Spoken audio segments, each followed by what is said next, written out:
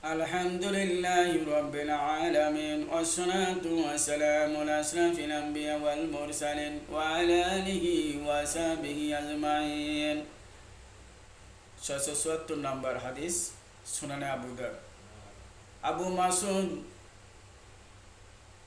আনসারী রাদিয়াল্লাহু তাআলা আনহু থেকে বর্ণিত রাসূল করিম সাল্লাল্লাহু আলাইহি সাল্লাম বলেছেন, তোমাদের মধ্যে যারা প্রবীণ এবং জ্ঞানী তারা আমার পাশে দাঁড়াবে, পর্যায়ক্রমে তারাও আমার পাশে এইভাবে দাঁড়াবে। ওই গণের উপযুক্ত গুণের উপযুক্ত মানের যে লোক তারা তাদের পাশে এক এক করে দাঁড়াবে। তার মানে হচ্ছে আল্লাহ রাসূল সাল্লাল্লাহু আলাইহি সাল্লাম তাদেরকে নিয়ে এইভাবে নামাজ আদায় করে তিনি সুন্দর মনে করেন এবং ভালো মনে করেন। তাদের আল্লাহ রাসূল সাল্লাল্লাহু আলাইহি সাল্লাম বুঝাতে চেয়েছেন, যদি এমনটি করি আল্লাহ রাসূল সাল্লাল্লাহু আলাইহি সাল্লাম তিনি যেইভাবে দেখেছেন করছেন সেগুলো আমরা মেনে নিয়ে মানুষের কাছে প্রকাশ করা, মানুষকে শিক্ষা দেওয়া, এটাই ছিল আল্লাহ রাসূল সাল্লাল্লাহু আলাইহি সাল্লামের সিদ্ধান্ত। তার কারণে এক নামাজের মধ্যেই এক সাহাবী সকলের পিছনে দাঁড়িয়েছিলেন বলেছেন, ওনাকে পিছন থেকে রেখে আল্লাহ রাসূল সাল্লাল্লাহু আলাইহি সাল্লাম পিছনে ওনাকে দাঁড় করিয়েছেন। আল্লাহ রাসূল সাল্লাল্লাহু আলাইহি সাল্লাম বলেছেন, তোমরা আমার সাথে থাকবে থেকে তোমরা শিখে মানুষকে তোমরা জানাবে, মানুষকে শিখাবে, শিক্ষা দিবে, প্রচার করবে।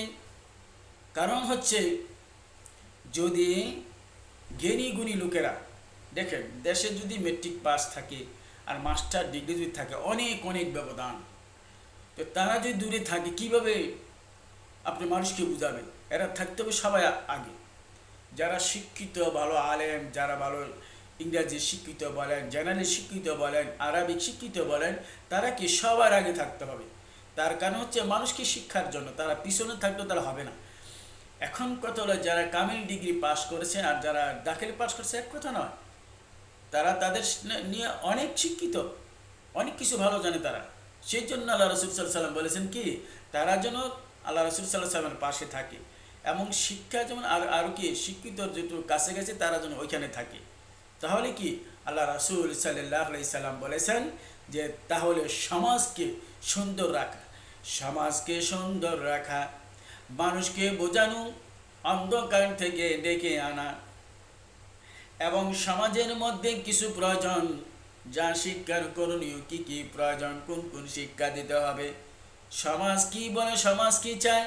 শিক্ষকরা যারা শিক্ষিত মানুষ, জেনারেল হোক এবং আরবি জেনারেল শিক্ষিত হোক, তারা বিবেচনা করবে মানুষ সমাজে কি চায়, সমাজের মধ্যে কোনটা ফেতনা হচ্ছে, সমাজের মানুষ কোনটা নিয়ে সমস্যা বেশি মন্তব্য করছে।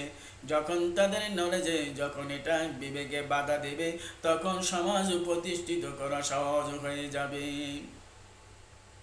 শিক্ষিত লোকের সময়ের মতো দরকার ওই সময় যখন সমাজে অটুল তরুণ যুবক থাকে, তাদেরকে বোঝানো।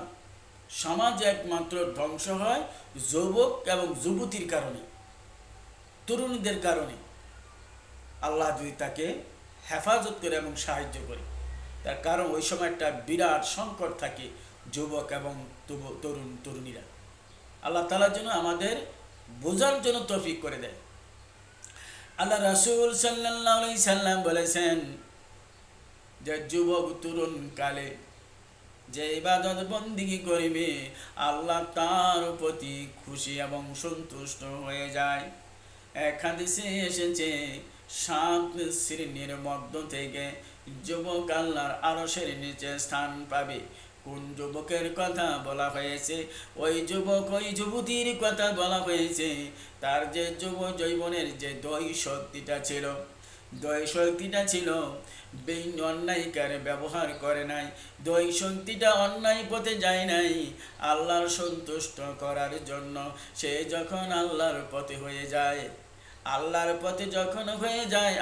তার পথ হয়ে যায়, তাহলে কি করেন? আল্লাহ তাআলা বলেছেন, রাসূল করিম সাল্লাল্লাহু আলাইহি সাল্লাম হাদিস অনুযায়ী আরশের নিচে স্থান পাবে যুবক, এক শ্রেণীর যুবক, খুব মূল্যায়ন। বন্ধুরা আমার, যুবক তরুণীরকে ইবাদত বন্দেগী আল্লাহ কবুল করেন, কারণ তখন তার স্বাস্থ্য সুস্থতা থাকে, সেই রুকু সিজদায় ভালো করে যেতে পারে এবং রুকু সিজদায় সুন্দরভাবে নামাজগুলো আদায় করতে পারে। আল্লাহ খুশি হয়ে যায় যখন বুড়ো হয়ে যাবেন। যুবক অনুযায়ী আপনার এই বুড়ো 80 বছর 90 বছরের আপনার রুকু সিজদাগুলো সঠিক হয় না, সেটা বোনাস হিসাবে আল্লাহ তাআলা দিয়ে দেন। ওই যে পূর্বে যে রোজা নামাজগুলো কবুল করে এসেছেন যৌবনকালে, আল্লাহ সন্তুষ্ট হয়ে এ বুড়োকালে আপনার ইবাদতগুলো আল্লাহ বোনাস হিসাবে রাখেন। বন্ধুরা, প্রশ্ন থেকে যায় যে যুবক কালে তো অনেক লোকেরা কিছুই করে না, অনেক কিছু করে না, এটাও সত্য। বুড়া কালে সব নামাজ রোজা সব কিছু ধরেন। বন্ধু, আমি আপনাকে বলি, সুন্দর কথা বলেছেন। আমি নিজে প্রশ্ন করেছি, নিজের প্রশ্নের উত্তর জবাবে দিচ্ছি। যখন তওবা করে ফেলেন বুড়ো, যখন তওবা করে ফেলেন, আল্লাহ আমি এই জীবনটা আমি অনর্থক কাজে ব্যয় করেছি, আমি বুঝতে পারি নাই, কোরআন সুন্নাহ আমি ভালো করে বুঝি নাই, আল্লাহ তুমি আমাকে বেঁচে রেখেছ, আমি আর করব না, আমি তওবা করেছি, তুমি আমাকে মাফ করে দাও, আমি তোমার কৃতিদাস, আমি তোমার বান্দা গুনাহগার, আমাকে ক্ষমা করে দাও। আল্লাহ ক্ষমা সম করে দিবেন। তওবা আল্লাহ ভালোবাসেন, তওবাকারীকে আল্লাহ ভালোবাসেন।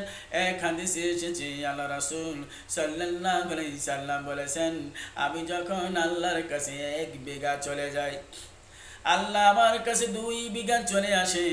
আমি যখন 1 হাত যখন চলে যাই, আল্লাহ আমার কাছে 2 হাত চলে আসে।